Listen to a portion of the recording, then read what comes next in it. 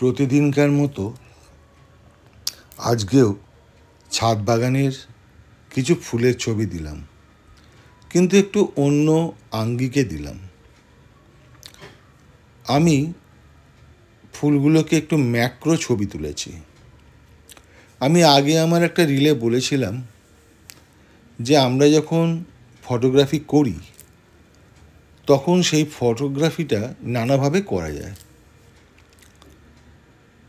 Long shot, close shot, macro shot এইভাবে করা যায়।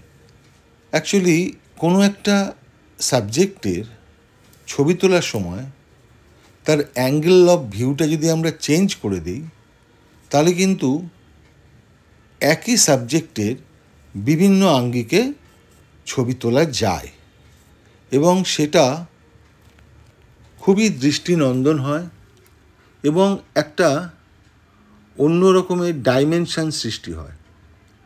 আমার সবসময় প্রচেষ্টা থাকে যে বিভিন্ন ডাইমেনশানে ছবি তোলার। আমি চেষ্টা করেছি, দেখা যাক আপনাদের ভালো লাগে কি না। যদি ভালো লাগে আমারও খুব ভালো লাগবে। ধন্যবাদ।